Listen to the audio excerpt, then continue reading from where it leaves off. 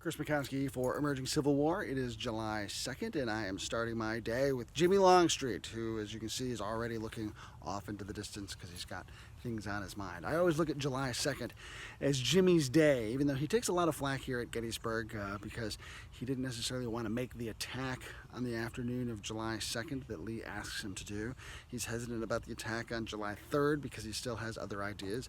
And he takes a lot of criticism for that, and particularly after the war, becomes highly controversial for those decisions. But I always give him a lot of credit because despite his misgivings, when Lee finally says this is what you're going to do, he carries those out to what I think to be the best of his ability. The attack on July 2nd bogs down, not through any fault of Longstreet's, which actually just hits like a really strong hammer, but because things in the wheat field bog down unexpectedly, and because of poor coordination on A.P. Hill's part when it's time to pass off that en echelon attack that's rolling up Cemetery Ridge.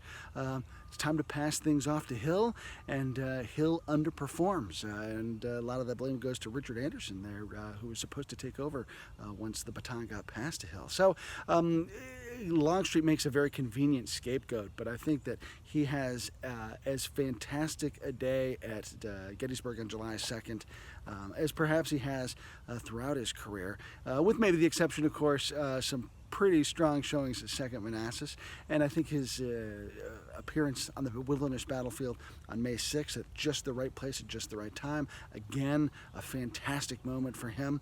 And those things, I think, illustrate a common misperception about Longstreet.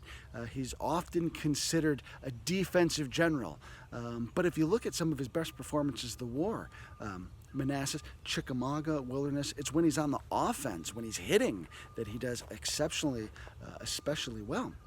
But I think that reputation for being defensive-minded really comes from Gettysburg because after the Federals fall back on July 1st toward Cemetery Hill, which is from where I'm standing off in that direction, Longstreet says, well, you know what? Okay, we've got him on the run now. Let's go around him and we'll pick the ground and let them come at us. And Lee, whose dander is up, says, no, you know what? The Yankees are there. That's where we're going to hit them. And Longstreet counters by saying, well, if the Yankees are there, that's because they want us to hit them, which I thought was actually a pretty smart insight. But once Lee had his dander up, there's really no talking him out of that. In the post-war years, Longstreet gets a lot of criticism because he wants to go around.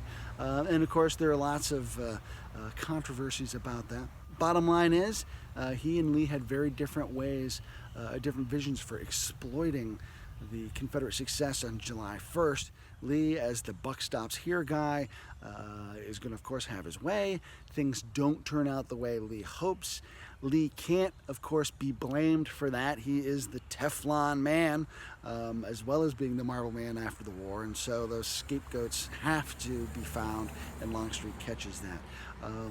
I think Longstreet does a pretty admirable job here at Gettysburg.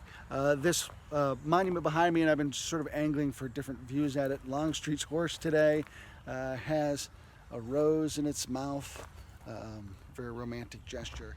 Like Longstreet himself, this statue has been quite controversial.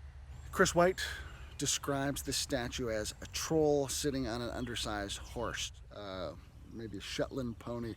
The sculptor intentionally made things disproportionate for Longstreet and the horse here because they really wanted to emphasize Longstreet's battle readiness, so that's why he's kind of bigger than the horse, and because the horse and rider are on the ground. They're not up on a pedestal like all the other equestrian statues here. And I think that's the way Longstreet would have liked it too. He wasn't one of those put you up on a pedestal sorts of guys, and actually was quite critical of post-war Confederates who were doing that to their commanders. Of course, here at Gettysburg, the Federals are all on pedestals as well. One opportunity through a rather bleak losing streak to have a shining moment, so it's no wonder that those guys get exalted. Even Howard gets himself a fine pedestal. But Longstreet, down to earth, accessible, approachable, and I think that that's a statement on how we should try to approach Longstreet and maybe reevaluate his legacy, because he does do a fine job here at Gettysburg, turns in a great day on July 2nd, despite ultimately ending up on the losing end of things. But he doesn't get a lot of credit for that, just because everything that happens after Gettysburg and particularly after the war. So I invite you to maybe think about your own perceptions of Longstreet and challenge those. And it might be you're a Longstreet fan. He's got some downsides too. So challenge those as well.